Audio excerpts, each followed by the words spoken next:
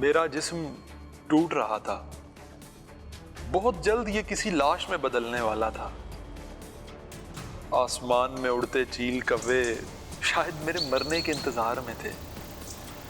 صحرا کی گرم ریت مجھ پر پڑتی جا رہی تھی اور میں بس یہی سوچ رہا تھا کہ فاتحہ خوانی کہنے والے لوگ کدھر ہیں؟ مجھے پھولوں کی چادریں نظر کیوں نہیں آ رہی؟ فوجی اعزاز اور سیلیوٹ کرنے والے لوگ کہاں ہیں؟ حقیقت تو یہ ہے کہ ہم جیسوں کو قبر کا ایک ٹکڑا بھی میسر نہیں آتا. میں سالوں اس صحرا میں اپنی چمڑی جلاتا رہا تاکہ میرے ہم وطن سکون کی نیند سو سکیں. میری ماں، میری بیوی، میرے بچے، میرے لوگ، ان سب کی مجھے بہت یاد ستاتی تھی.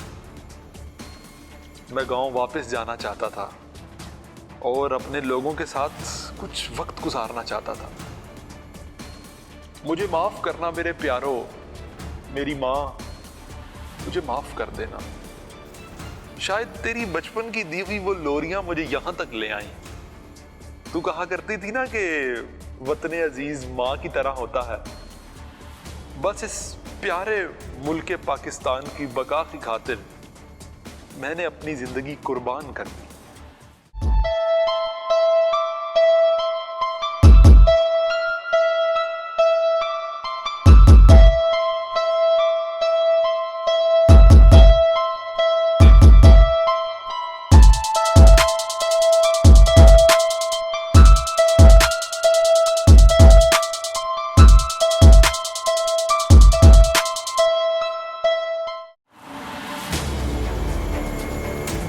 ناظرین، فوج، پولیس اور ملٹری کے تمام شہداء اور غازیوں کے بارے میں تو آپ جانتے ہوں گے، لیکن وطن عزیز میں ایک ایسا ادارہ بھی موجود ہے جس کے شہداء اور سپاہیوں کے کارناموں کے بارے میں کوئی نہیں جانتا.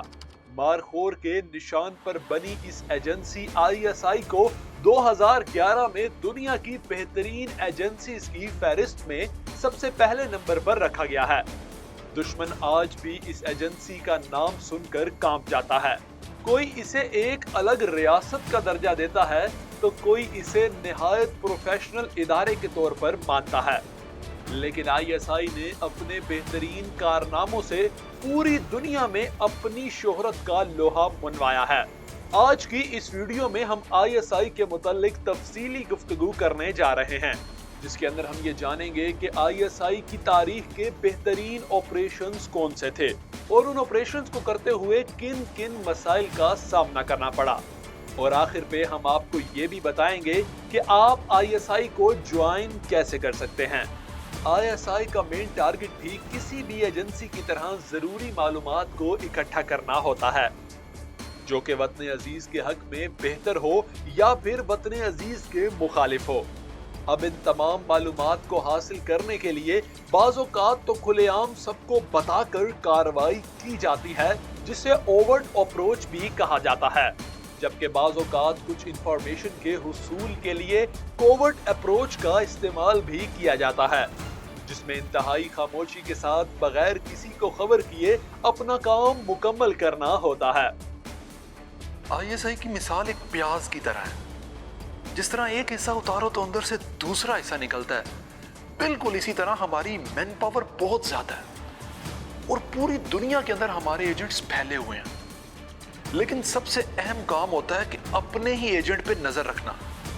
یعنی ہمارے ہر ایجنٹ کے پیچھے ایک دوسرا ایجنٹ کام کرتا ہے جو اس کی تمام تر معلومات کو حاصل کرتا رہتا ہے، اکٹھا کرتا رہتا ہے، اور عین ممکن ہے کہ اس دوسرے ایجنٹ کی نگرانی کے اوپر بھی کوئی اور ایجنٹ موجود ہو. جاسوسی کی دنیا میں معلومات کی بہت زیادہ بھرمار ہوتی ہے، کیونکہ ایک ہی وقت میں ISI سینکڑوں جگہوں سے معلومات اکٹھی کر رہی ہوتی ہے، جس کے باعث مشکل یہ ہوتی ہے کہ صحیح معلومات کو غلط چیزوں سے الگ کیسے کیا جائے، کیونکہ اگر بر وقت صحیح معلومات نہ ملے تو جیتی ہوئی بازی ایک لمحے میں ہی پلٹ سکتی ہے. یہ شطرنج کا وہ کھیل ہے جس میں بادشاہ کے ساتھ ساتھ ایک چھوٹے سے پیادے کی بھی بہت زیادہ اہمیت ہوتی ہے. تو ISI کی اہم خاصیت یہ ہے کہ یہ ضروری معلومات کو جلدی فلٹر آؤٹ کرنے کے بعد ضروری شخص تک رسائی حاصل اچھے سے کرنا جانتی ہے۔ جاسوسی کی دنیا میں ایگریسو انٹیلیجنس کا استعمال بھی کیا جاتا ہے، جس میں آگے مزید کچھ فنکشنز ہیں، اور ISI ان ٹیکنیکس کا پورا استعمال کرتی ہے۔ سب سے پہلا حربہ جو بہت زیادہ کارآمد سمجھا جاتا ہے وہ ہے جاسوسی یعنی ایسپیاناج۔ اب یہاں کسی عام جاسوسی کی بات نہیں ہو رہی، بلکہ انتہائی پروفیشنل ایسپیاناج کی بات کی جا رہی ہے، جس میں سالوں سال ایجنٹس اپنا روپ بدل کر دوسرے ممالک اور خطرناک علاقوں میں زندگی کے شب و روز گزارتے ہیں۔ حال یہ ہوتا ہے کہ بعض اوقات ہمیں اپنے مشن کی تحت انتہائی تکلیف دہ زندگی گزارنی پڑتی ہے۔ سردی کی ٹھٹھرتی شامیں، جسم پہ پھٹے پرانے کپڑے، بال بکھرے ہوئے ہیں، پاؤں میں جوتے نہیں ہیں، اور کسی گلی میں فقیروں کی طرح ہم پڑے رہتے ہیں۔ بہت سے سالوں تک لاوارسوں کی طرح سڑک کنارے ہمیں سونا پڑتا ہے۔ بھوک، تکلیف، دھوپ، پیاس، اس کے ساتھ ہی ساتھ ہمیں اپنے دماغ کو بھی بڑا حاضر رکھنا پڑتا ہے۔ کہیں ایک لمحے کے لیے دھیان ادھر سے ادھر بھٹکا تو سالوں کی محنت پر پانی پھر جاتا ہے۔ کسی بھی جنگ کو صرف ہتھیاروں کی بنا پر جیتا نہیں جا سکتا، جبکہ ایجنسیاں اپنے ملک کی کامیابی کے لیے بہت سے ہتھ کنڈے اپنایا کرتی ہیں، جس کے تحت لوگوں کے درمیان خوف و ہراس پھیلانا، عوام میں بے یقینی پیدا کرنا، دشمن کی فوج کو اندر سے کھوکھلا کرنا، ان کو ہر قیمت پر خرید لینا، اور ساتھ ہی ساتھ دشمن ملک میں ایسی تحریکوں کو فروغ دینا جن سے اپنے ملک کا زیادہ سے زیادہ فائدہ ہو سکے۔ اس سب کو آپ سائیکولوجیکل وارفیئر بھی کہہ سکتے ہیں، جس میں دشمن کے خلاف پروپیگنڈا کیا جاتا ہے۔ اس جنگ میں میڈیا کو بھی خرید دیا جاتا ہے۔ ایسے اینالسٹ اور اینکر پرسن ٹی وی پر بٹھائے جاتے ہیں جو کہ صرف اور صرف لوگوں کے درمیان پروپیگنڈا پھیلا سکیں۔ اچھا، سائیکولوجیکل وارفیئر کوئی آج کی ایجاد نہیں ہے، بلکہ یہ کام تو صدیوں سے چلتا آ رہا ہے۔ منگولوں کا سردار چنگیز خان اس ٹیکنیک کا استعمال کیا کرتا تھا۔ اس نے جنگ کے دوران رات کے اندھیرے میں اپنے سپاہیوں کو حکم دیا تھا کہ ہر سپاہی اپنے ساتھ 3 لالٹینیں لے کر چلے، تاکہ دشمن کے دل میں خوف پیدا ہو سکے اور سپاہیوں کی تعداد بہت زیادہ لگے۔ اب اس سائیکولوجیکل وارفیئر کا استعمال ISI نے بھی کیا جب ہم افغان مجاہدین کی مدد کر رہے تھے۔ اب مالی امداد اور اسلحے کے ساتھ ساتھ ایک اور چیز جس کا سہارا لیا گیا وہ تھی ہیروئن کی سمگلنگ۔ ہم نے افغان مجاہدین کے ذریعے سوویت یونین کے فوجیوں کے درمیان ہیروئن کے نشے کو متعارف کرایا۔ جیسے جیسے وہ نشے میں مبتلا ہوتے گئے، ویسے ویسے وہ مزید کمزور اور سست ہوتے گئے، اور ان کو ہرانا اور زیادہ آسان ہوتا گیا۔ سائیکولوجیکل وارفیئر کے بعد تیسری اہم چیز ہے سبورژن، جس میں دشمن کے اپنے ملک میں ہی بغاوت کروا دی جاتی ہے، جس کے لیے سب سے پہلی اور ضروری چیز ہے کہ وہاں کے لوگوں میں سے ہی ایک باغی گروہ کو تیار کرنا، ان کو ہر طرح کی مالی امداد فراہم کر کے ان کے جذبات کو ہر حد تک ان کی اپنی حکومت کے ہی خلاف استعمال کرنا، اور جب وہ گروہ مضبوط ہو جاتا ہے تو آہستہ آہستہ وہ کھلے عام بغاوت پر اتر آتا ہے۔ یہی وہ طریقہ ہے جس سے ملکوں کو توڑا جاتا ہے اور قومیں برباد ہو جاتی ہیں، اور اس کا فائدہ دشمن ملک کو بہت زیادہ ہوتا ہے۔ ہم پچھلے ایک لمبے عرصے سے ملک کی سرحدوں کے ساتھ ساتھ اس کے اندر چھپے ہوئے دشمنوں کو بھی ختم کرنے کی کوشش میں ہیں۔ ہمارے سیاسی رہنماؤں، لیڈروں، اہم اداروں میں ایسے بکاؤ لوگ موجود ہیں کہ راہ ان کے ہونے کا پورا فائدہ اٹھا رہی ہے۔ ہم نے کراچی کے اندر پچھلے دنوں ایک بڑا کریک ڈاؤن کیا، کیونکہ را ایک لمبے عرصے تھے MQM کو سپورٹ کرنے میں مشغول تھی، اور اس پارٹی کے ڈائریکٹ لنک ہمیں ان کے ساتھ ملے تھے۔ کراچی کو پاک کرنے کے علاوہ ایک بڑا اہم علاقہ جو بھارت کی نظروں میں بہت چبھتا ہے وہ ہے بلوچستان کا علاقہ۔ وہ بہت مدت سے بلوچستان کو ہم سے الگ کرنے کے لیے ہر لحاظ سے کوشش کر رہے ہیں، لیکن اللہ کے فضل سے ہم ان کی تمام سازشوں کو ناکام کرنے میں کامیاب ہیں۔ ISI کی سب سے خاص بات یہ ہے کہ ہمارے آفیسر اور ایجنٹس بہت کم دشمن کے ہاتھ لگتے ہیں، اور ہمارے ایجنٹس کو کسی بھی صورت پر خریدا نہیں جا سکتا۔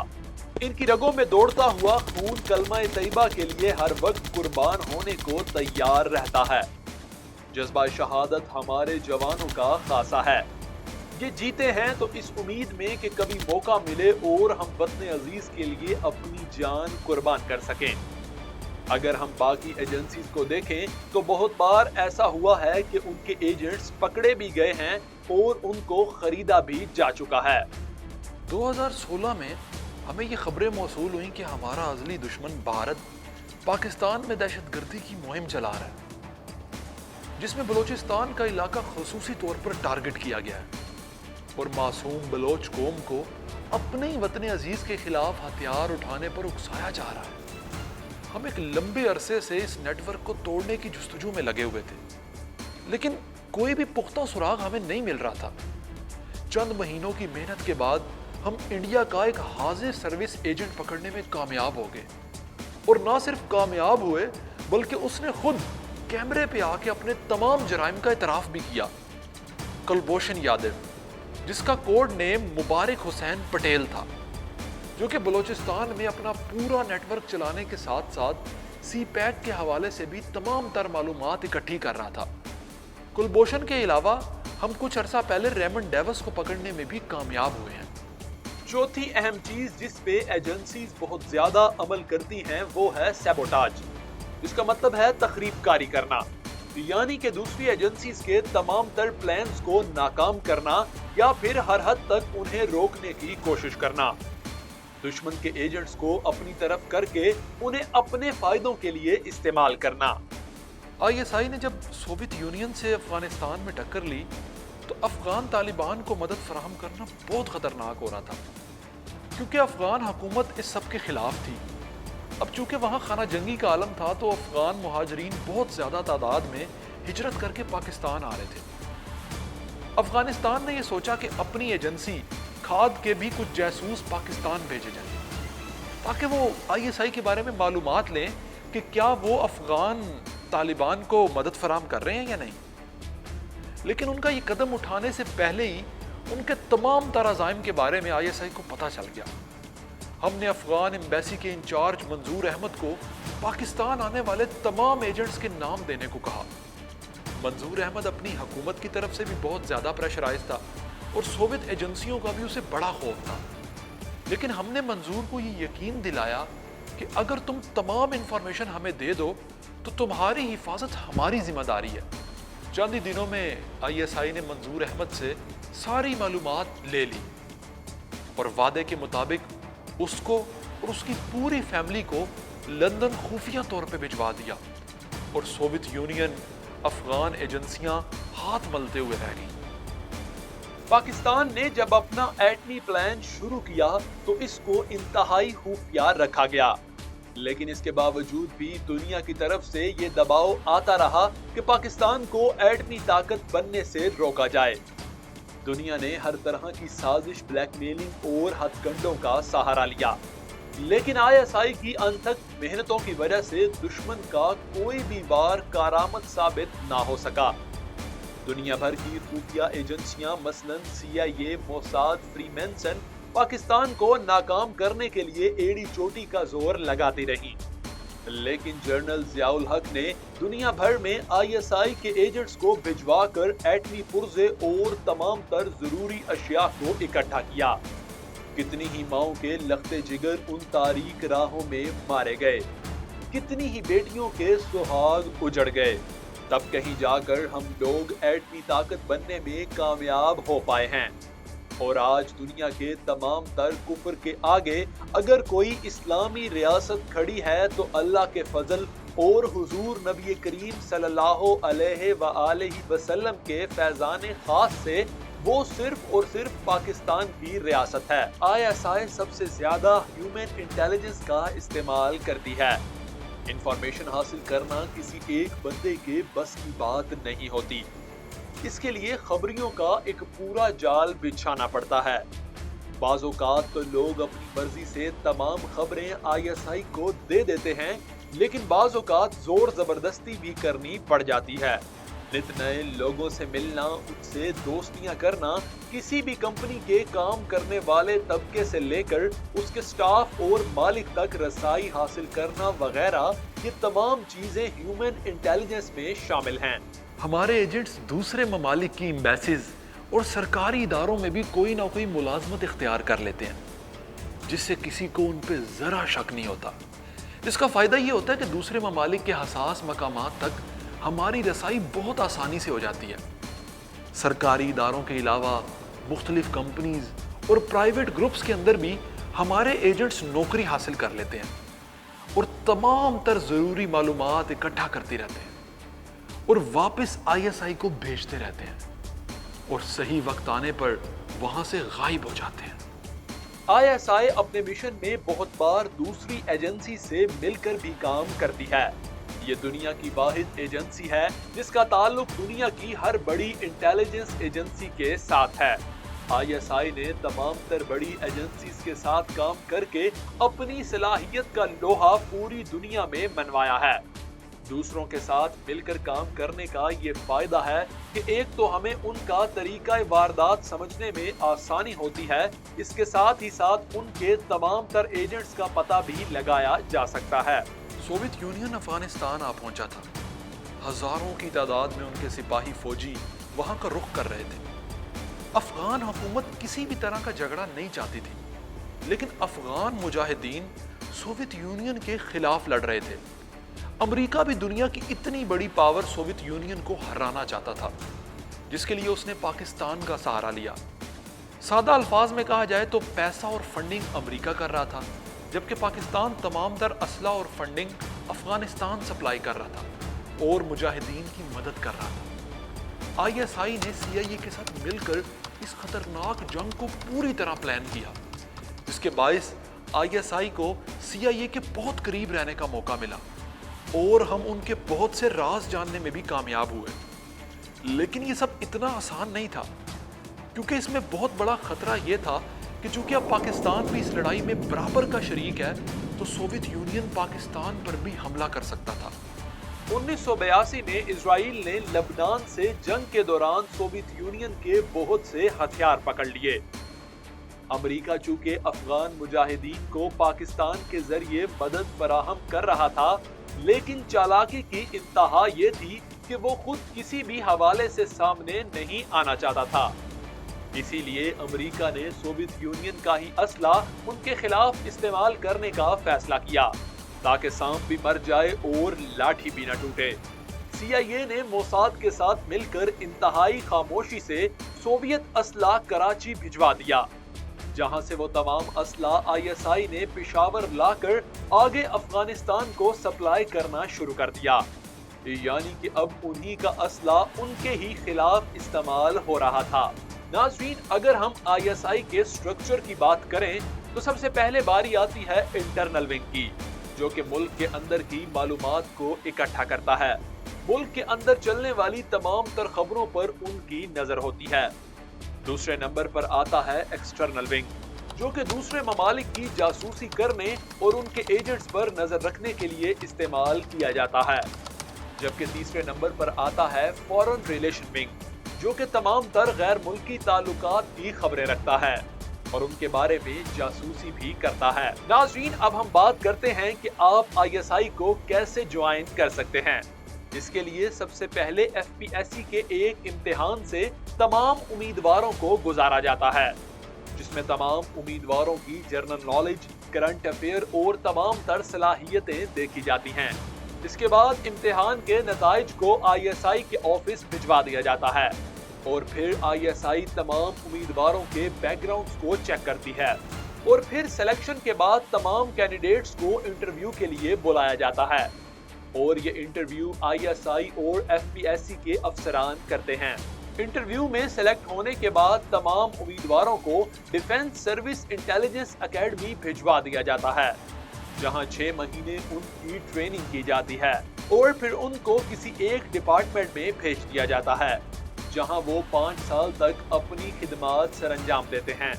लेकिन इन 5 सालों में उनको बहुत ज्यादा खुफिया मालूमात से दूर रखा जाता है और फिर इन सालों के बाद ये डिसाइड होता है کہ کسی بھی کینڈیڈیٹ کو زیادہ حساس مشن دیے بھی جانے ہیں یا نہیں۔ میری حقیقت بس یہ ہے کہ میں ایک سپاہی ہوں، آپ کی سلامتی کی حفاظت کرتا ہوا ایک گمنام سپاہی، جس کا چہرہ، نام، رنگ، نسل شاید آپ کبھی جان نہیں پائیں گے، لیکن اتنا یاد رکھیے گا کہ میں اس دنیا میں آیا تھا اور آپ کی بقا کی خاطر خون کے آخری قطرے تک دشمن کی آنکھ سے آنکھ ملا کر لڑتا رہا۔ مجھے بھول مت جانا۔ مجھے نہیں چاہیے کوئی دولت، شہرت، پھولوں کی چادریں یا کوئی تمغے اور اعزاز، بس چھوٹی سی خواہش ہے میری، مجھے یاد رکھنا۔ اپنے بچوں کو میری داستان ضرور سنانا، ان سے کہنا کہ وہ خوب محنت کریں، خوب پڑھیں اور اس ملک کا نام روشن کریں، کیونکہ ان کی بقا کی خاطر مجھ جیسے کئی سپاہیوں نے اس گمنامی کی زندگی کو ترجیح دی۔